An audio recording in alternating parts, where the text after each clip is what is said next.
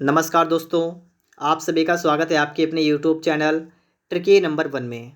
दोस्तों, इस वीडियो में हम लोग अरविंद प्रकाशन की बुक से UP triple SC paid exam के लिए प्रैक्टिस सेट को यहाँ पर सॉल्व करेंगे। आप लोग इस वीडियो में लास्ट तक बने रहिएगा और यदि आप लोग इस चैनल पर पहली बार आए हैं तो आप लोग चैनल को सब्सक्राइब करने के साथ साथ बेल आइकन को भी प्रेस कर लीजिएगा। आज के लिए हम लोग पढ़ने वाले हैं प्रैक्टिस सेट नंबर 5 को। अगर आप लोगों ने इससे पहले के प्रैक्टिस सेट सॉल्व नहीं किए हैं तो आप लोग उनको भी सॉल्व करिएगा। उनका लिंक आपको इस वीडियो के डिस्क्रिप्शन बॉक्स में मिल जाएगा। तो चलिए शुरू करते हैं। यहाँ पर हम लोग सबसे पहले पहला प्रश्न हमारे सामने यहाँ पर है कि निम्नलिखित में से किसके शासनकाल में चंगेज खां के नेतृत्व में मंगोलों ने भारत पर आक्रमण किया था। किसके समय में भारत पर आक्रमण किया गया था? इल्तुतमिश के समय में चंगेज खां के नेतृत्व में मंगोलों ने आक्रमण किया था। ठीक है, करेक्ट आंसर ऑप्शन नंबर आपका यहाँ पर सी हो जाएगा। और अगर बात की जाए कि इल्तुतमिश किस वंश का था तो गुलाम वंश का वास्तविक संस्थापक की बात करेंगे तो आप बताएंगे इल्तुतमिश। ठीक है, अगला है कि ब्रिटिश ईस्ट इंडिया कंपनी की भारत में प्रथम निर्णायक सैन्य सफलता मानी जाती है। तो ये आपका हो जाएगा बक्सर का युद्ध। ठीक है, ये ब्रिटिश ईस्ट इंडिया कंपनी की भारत में प्रथम निर्णायक सैन्य सफलता मानी जाती है। बक्सर का युद्ध कब हुआ था? बक्सर का युद्ध कब हुआ था? 1764 में बक्सर का युद्ध हुआ था। ठीक है, इसके बाद और भी थोड़ा समझिएगा यहाँ पर कि बक्सर के युद्ध में किसने किसने भाग लिया था। तो बक्सर के युद्ध में एक तरफ तो अंग्रेजी सेना थी और दूसरी तरफ 3 लोग थे। कौन कौन? बंगाल का नवाब मीर कासिम, अवध का नवाब शुजाउद्दौला, मुगल सम्राट शाह आलम द्वितीय। ठीक है, इसके बाद आगे देखेंगे आप लोग। प्रश्न नंबर आपका अगला है कि वर्ष 1943 में स्थापित भारतीय राष्ट्रीय सेना आईएनए का प्रथम सेनापति कौन था? करेक्ट आंसर ऑप्शन नंबर आपका ए, मोहन सिंह आपका जो है इस समय भारतीय सेना का प्रथम सेनापति था। तो ए ऑप्शन आपका यहाँ पर राइट आंसर हो जाएगा। पानीपत के तृतीय युद्ध में मराठों की ओर से कौन मुस्लिम सेनापति मारा गया था? तो यहाँ पर आप बताएंगे इब्राहिम खां गारदी। कौन थे? इब्राहिम खां गारदी। पानीपत का तीसरा युद्ध कब हुआ था? 1761 में पानीपत का तृतीय युद्ध हुआ था। कब? 1761 में। अगला है कि वुड का डिस्पैच निम्नलिखित में से किससे संबंधित था? वुड का डिस्पैच, तो इसके लिए आप बताएंगे शिक्षा। क्या बताएंगे आप? शिक्षा। और इसके बाद आगे देखिएगा, भारतीय राष्ट्रीय आंदोलन से संबंधित आपके लिए प्रश्न आ चुका है। असहयोग आंदोलन कब वापस ले लिया गया? इसकी शुरुआत हुई थी 1920 में और इसे वापस करने की अगर बात की जाएगी तो आप बताएंगे 12 फरवरी 1922 12 फरवरी 1922 को। तो ऑप्शन नंबर यहाँ पर आपका ए हो जाएगा। क्यों वापस लिया गया था? क्योंकि गोरखपुर के निकट चौरी चौरा नामक स्थान पर जो है घटना हो गई थी और जिसमें लोगों ने जो आपकी भीड़ थी इसने एक थाने में आग लगा दी थी। ठीक है, इसके बाद हम लोग यहाँ पर देखेंगे अगला प्रश्न हमारा यहाँ पर लिखा हुआ है। अगला प्रश्न आपका यहाँ पर लिखा हुआ है कि कौन सा विकल्प सही क्रम दर्शाता है जिसमें भारतीय स्वतंत्रता आंदोलन के दौरान ये घटनाएं हुई। तो यहाँ पर आप देखिएगा, सबसे पहले इन्होंने कहा है कि इसमें से कौन कौन सी घटना किस टाइप से हुई है। लाला लाजपत राय का निधन कब हुआ था? 1928 में हुआ था। चौरी चौरा कांड आपको पता है 1922 में। जलियांवाला बाग हत्याकांड 1919 में। मुस्लिम लीग का गठन 1906 में। अब इससे आप लोग मिलाइएगा तो सबसे आपसे कहा है कि सही क्रम है। सबसे पहले मुस्लिम लीग के गठन तो आपका यहाँ पर चौथा वाला हो जाएगा। उसके बाद में 1919 वाला है तो आपका तीसरा आएगा। मतलब आपका यहाँ पर सी ऑप्शन बिल्कुल राइट आंसर बन जाएगा। ठीक है, इसके बाद आप लोग यहाँ पर देखेंगे स्वराज मेरा जन्मसिद्ध अधिकार है और मैं इसे लेकर रहूँगा, ये किसने कहा था? ये कहा था बाल गंगाधर तिलक ने। तो इसके लिए आपका करेक्ट आंसर क्या बन जाएगा? Option number C. Azad Hind Fauj की स्थापना कहाँ पर की गई थी? तो ये कहाँ पर की गई थी? Correct answer option number A हो जाएगा। सिंगापुर में आज़ाद हिंद फौज की स्थापना की गई थी। ठीक है, किसने की थी? कैप्टन मोहन सिंह। कैप्टन मोहन सिंह। बेगम हजरत महल ने अंग्रेजों के विरुद्ध विद्रोही भड़काने में निम्नलिखित में से किस नगर से सक्रिय भाग लिया था? बेगम हजरत महल ने लखनऊ से भाग लिया था। करेक्ट आंसर ऑप्शन नंबर आपका यहाँ पर डी हो जाएगा। ठीक है, 1857 के विद्रोह में बेगम हजरत महल ने कहाँ से नेतृत्व किया था? तो लखनऊ, जिसे हम लोग अवध के नाम से भी जानते थे। ठीक है, अवध। अगला प्रश्न आपका है कि भूगोल का है कि अत्यधिक प्रबल उष्णकटिबंधीय चक्रवात टारनेडो कहाँ उठते हैं। टारनेडो जो आपके हैं ये कैरेबियन सागर में उठते हैं। तो आपका करेक्ट आंसर क्या हो जाएगा? ऑप्शन नंबर आपका यहाँ पर कौन सा होगा? ए हो जाएगा। ठीक है, कैरेबियन सागर। विश्व का तीसरा एवं भारत का दूसरा सबसे ऊंचा शिखर निम्नलिखित में से कौन सा है? विश्व का तीसरा और भारत का दूसरा सबसे ऊंचा शिखर आप बताएंगे कंचनजंगा। क्या है? कंचनजंगा। ठीक है। अगर आपसे कहा जाए भारत का सबसे पहला मतलब फर्स्ट कौन सा है, भारत का सबसे ऊंचा कौन सा है शिखर, तो इसके लिए आप बताएंगे केटू, गॉडविन। ठीक है, गॉडविन और ऑस्टिन, गॉडविन ऑस्टिन। तो ये बताएंगे आप लोग कि भारत का सबसे ऊंचा कौन सा है सर्वोच्च शिखर। तो केटू, गॉडविन ऑस्टिन है भारत में। और विश्व में पहला कौन सा है? अगर विश्व की बात की जाए तो विश्व में तो आप सभी को पता होना चाहिए कि जो आपका फर्स्ट है वो कौन सा है, नेपाल में है, माउंट एवरेस्ट। क्या नाम है? Mount Everest. तो आपके सामने मैं लिख दिए हैं विश्व में पहला माउंट एवरेस्ट, भारत में पहला केटू, गॉडविन ऑस्टिन, भारत का दूसरा कंचनजंगा। मौसमी घटनाएं वायुमंडल की कौन सी परत में घटित होती हैं? मौसमी घटनाओं की बात करेंगे आप बताएंगे क्षोभ मंडल में मौसमी घटनाएं घटित होती हैं। ठीक है, वर्षा, आंधी, तूफान ये सभी आते हैं। रेगिस्तान क्षेत्र में मशरूम चट्टान का निर्माण किसका उदाहरण है? रेगिस्तान में जो मशरूम चट्टान है ये किसका उदाहरण है? तो ये आपका हो जाएगा अपरदन। ठीक है, करेक्ट आंसर क्या हो जाएगा? ऑप्शन नंबर आपका यहाँ पर बी बिल्कुल राइट आंसर बन जाएगा। इसके बाद आप लोग अगला प्रश्न देखेंगे। प्रश्न आपका है कि वर्ष 1961 में गोवा, दमन और दीव के पुर्तगाली उपनिवेशों को मुक्त कराने के लिए भारत सरकार ने कौन सी योजना को अपनाया था और उन नगरों को भारत में शामिल कर लिया? तो ये योजनाएं कौन सी थी, ये इस योजना के बारे में आपको पता है तो देखिएगा। योजना का नाम था ऑपरेशन विजय। क्या नाम था? ऑपरेशन विजय। तो यहाँ पर आपका करेक्ट आंसर क्या हो जाएगा? Option number B. भारतीय अर्थव्यवस्था से संबंधित प्रश्न आपके लिए आ चुके हैं।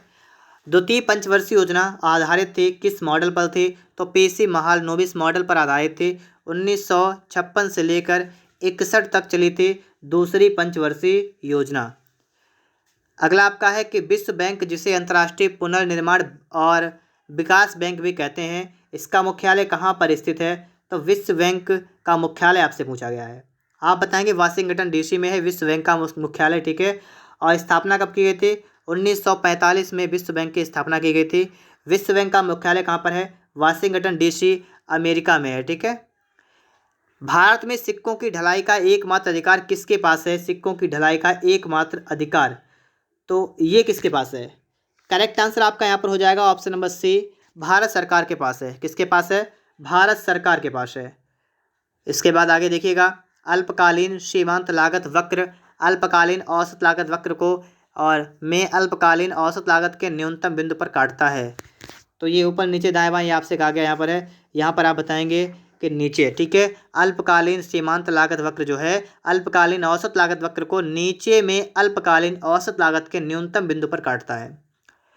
इनमें से क्या है जो उसी जाति के व्यक्तियों की वह संख्या है जो दी गई समय अवधि के दौरान आवास में कहीं और से आए?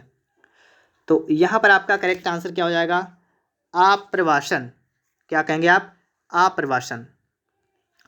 देखिए यहाँ पर आपके लिए आ चुका है पॉलिटी से संबंधित क्वेश्चन आ चुके हैं कि भारतीय संविधान के अनुच्छेद में किस अनुच्छेद में व्यवस्था की गई है कि प्रत्येक राज्य शिक्षा के प्राथमिक स्तर पर मातृभाषा में शिक्षा की पर्याप्त सुविधाओं की व्यवस्था करने का प्रयास करेगा। मतलब जो प्राथमिक स्तर की जो आपकी पढ़ाई होती है वो आपकी मातृभाषा में ही होगी। ये किस अनुच्छेद के तहत ये बात कही गई है? आप बताएंगे अनुच्छेद 350 के तहत का के अंतर्गत। ठीक है, 350 के का में कही गई है।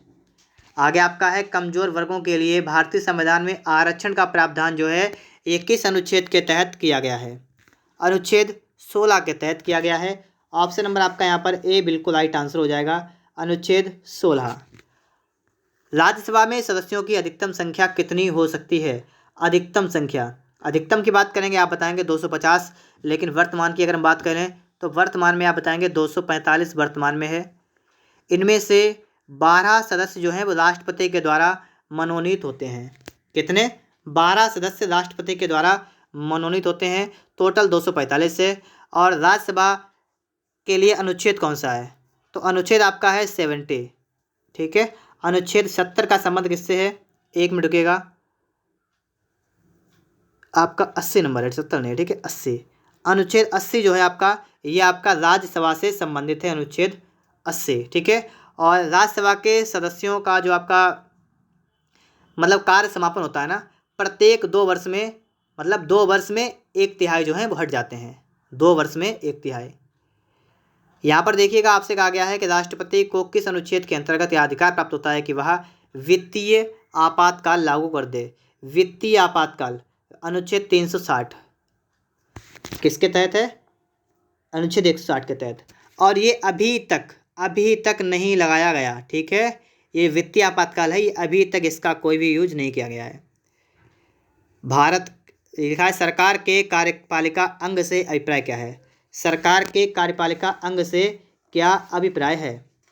तो यहाँ पर आप लोग बताएंगे कि लोगों का समूह जो कानून को लागू करने और शासन चलाने के लिए उत्तरदायी है, तो वही आपका है कार्यपालिका। ठोस अवस्था से सीधे गैसीय अवस्था में परिवर्तन जो आपका होता है, वो हम उसे क्या कहते हैं? तो ठोस से सीधे गैस बन जाना, वो होता है आपका है उत्सादन। आपने पढ़ा होगा ऊर्ध्वपातन, क्या पढ़ा होगा आपने? ऊर्ध्वपातन, ठीक है। तो उसे ही हम लोग उत्सादन भी कहते हैं। तो यहाँ पर आपका क्या हो जाएगा? आपका यहाँ पर सी हो जाएगा। हरित गृह प्रभाव मुख्यतः किसके कारण होता है? Green house effect. ये प्रश्न आपका कई बार आ चुका है और अब तो आपको पता भी हो गया होगा। इसका मुख्य कारण आपसे यहाँ पर पूछ लिया गया है, तो मुख्य आप बताएंगे कार्बन डाइऑक्साइड। ऑप्शन नंबर आपका यहाँ पर सी बिल्कुल राइट आंसर हो जाएगा। क्या बताएंगे? Carbon dioxide. इसके बाद अगला प्रश्न आपका है कि कांच में से गुजरने पर प्रकाश के किस रंग की चाल सबसे कम होती है? तो जब जो प्रकाश है ये कांच से गुजरता है, तो कौन सा कलर ऐसा होता है जिसकी चाल सबसे कम होती है? आप बताएंगे बैंगनी। बैंगनी। स्कर्वी रोग किस विटामिन की कमी से होता है? Vitamin C. किस विटामिन की कमी से होता है? तो आप बताएंगे विटामिन सी की कमी से होता है। विटामिन सी का रासायनिक नाम क्या होता है? एस्कॉर्बिक अम्ल।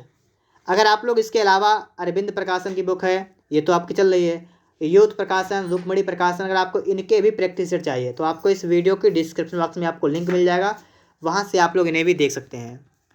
भोपाल गैस त्रासदी के लिए उत्तरदायी प्रमुख प्रदूषक कौन सा था? तो भोपाल गैस के लिए कौन सा था? Methyl isocyanate. ऑप्शन नंबर आपका यहाँ पर ए हो जाएगा, ठीक है। 1984 की बात है, 1984 में ही भोपाल गैस त्रासदी की घटना हुई थी। सामान्य हिंदी के बारे में यहाँ पर हम लोग बात करेंगे। हिंदी साहित्य के इतिहास में प्रसिद्ध कबीरदास, सूरदास, महावीर प्रसाद द्विवेदी, प्रेमचंद्र और हरिवंश राय बच्चन आदि किस प्रदेश से हैं? तो इन सभी की अगर हम बात करें, ये सभी किससे हैं? तो यहाँ पर आपका करेक्ट आंसर क्या हो जाएगा? ऑप्शन नंबर ए नहीं सी। और सी में क्या लिखा हुआ है? उत्तर प्रदेश। तो आप सभी को पता होना चाहिए कि जो कबीरदास हैं, सूरदास हैं, महावीर प्रसाद द्विवेदी हैं, प्रेमचंद्र हैं, हरिवंश राय बच्चन हैं, ये सभी आपके उत्तर प्रदेश के रहने वाले हैं। भौंरा का सही पर्यायवाची शब्द क्या होगा? भौंरा।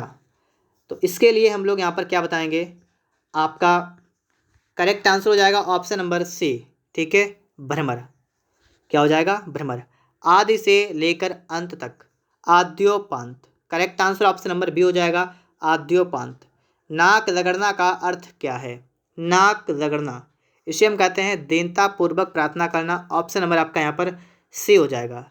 वाक्य में त्रुटिपूर्वक भाग का चयन कीजिए, यदि कोई त्रुटि ना हो तो डी का चयन करें।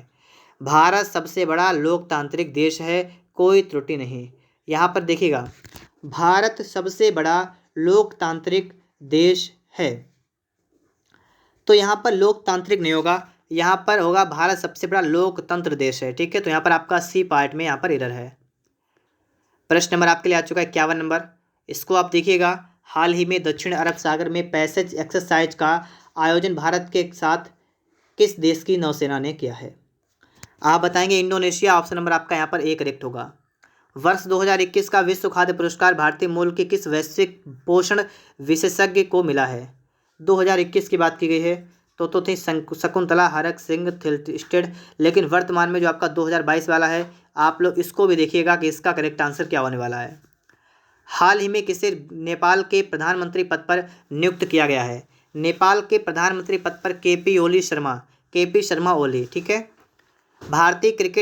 भारतीय महिला क्रिकेट टीम के नए मुख्य कोच के रूप में बीसीसीआई ने किसे नियुक्त किया है? तो किसे नियुक्त किया है? रमेश पवार। क्या नाम है? रमेश पवार। तमिलनाडु के नए मुख्यमंत्री के रूप में किसने शपथ ली है? तमिलनाडु के नए मुख्यमंत्री के रूप में M.K. स्टालिन ने। किस पूर्व केंद्रीय मंत्री एवं राष्ट्रीय लोक दल RLD के अध्यक्ष का कोरोना बीमारी से पीड़ित होने के कारण निधन हो गया? तो ये कौन थे? चौधरी अजीत सिंह। ऑप्शन नंबर आपका यहाँ पर ए बिल्कुल राइट आंसर हो जाएगा। किस देश ने कोरोना की सिंगल डोज वैक्सीन बनाने में कामयाबी हासिल कर ली है? कौन सा देश है? आप बताएंगे रूस।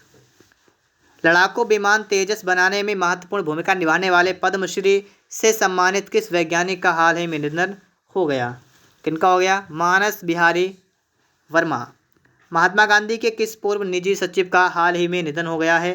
कौन है वो? उनका नाम है वी कल्याणम। तृणमूल कांग्रेस प्रमुख ममता बनर्जी ने लगातार कितनी बार पश्चिम बंगाल के मुख्यमंत्री के रूप में शपथ ली है? तो लगातार की बात करेंगे तो तीसरी बार जो है शपथ ली है। ऑप्शन नंबर आपका यहाँ पर बी करेक्ट आंसर हो जाएगा। ठीक है। सामान्य जागरूकता मतलब जनरल अवेयरनेस से आपके सामने प्रश्न आ चुके हैं। पहले भारत रत्न प्राप्तकर्ता कौन थे? उनका नाम क्या था? CV रमन। ऑप्शन नंबर आपका यहाँ पर ए बिल्कुल राइट आंसर हो जाएगा। भारतीय नौसेना के अध्यक्ष के पद को क्या कहते हैं? तो इस पद को हम लोग कहते हैं एडमिरल। क्या कहते हैं? एडमिरल। भारत द्वारा चंद्रयान का प्रक्षेपण किस वर्ष किया गया था? तो इसके लिए आप बताएंगे वर्ष 2008 में। निम्नलिखित में से कौन सी थाईलैंड की मुद्रा है? थाईलैंड की मुद्रा की बात करेंगे, आप बताएंगे बाहत। क्या बताएंगे? बाहत। प्रतिवर्ष 11 जुलाई को किस दिवस के रूप में मनाया जाता है? 11 जुलाई विश्व जनसंख्या दिवस के रूप में मनाया जाता है। तो आपका करेक्ट आंसर भी हो जाएगा। केंद्रीय चर्म अनुसंधान संस्थान कहाँ पर स्थित है? चर्म की बात करेंगे तो यहाँ पर आप बताएंगे ऑप्शन नंबर सी चेन्नई में। कहाँ पर है? चेन्नई। साइबेरियाई क्रेन भारत के किस पक्षी अभयारण्य में नियमित रूप से आते हैं? तो ये आते हैं भरतपुर अभयारण्य राजस्थान से। ठीक है। Correct answer option number A हो जाएगा। संविधान में उल्लिखित मौलिक अधिकारों का संरक्षक कौन होता है? उच्चतम न्यायालय और उच्च न्यायालय दोनों है। ठीक है। यहाँ पर आपका डी ऑप्शन बिल्कुल राइट आंसर हो जाएगा। ठीक है। मौलिक अधिकार अनुच्छेद 12 से लेकर कहाँ तक है? 35 तक है मौलिक अधिकार। भाग कौन सा है? संविधान का भाग है 3। निम्नलिखित में से कौन सा नगर जापान का पिट्सबर्ग के उपनाम से प्रसिद्ध है? तो आप बताएंगे यावाता। और आपका है निम्नलिखित में से बैडमिंटन के खिलाड़ी कौन हैं? तो बैडमिंटन की बात करेंगे तो आप बताएंगे ये सभी हैं। PV सिंधु हैं, साइना नेहवाल हैं, ज्वाला गुट्टा हैं। दोस्तों इस प्रकार से हमारा प्रैक्टिस सेट यहीं पर समाप्त होता है। अगर आप सभी को वीडियो पसंद आया है तो आप लोग इसे लाइक करिएगा, और अगर आप लोग चैनल पर पहली बार आए हैं तो चैनल को सब्सक्राइब करने के साथ साथ बेल आइकन को भी प्रेस कर लीजिएगा।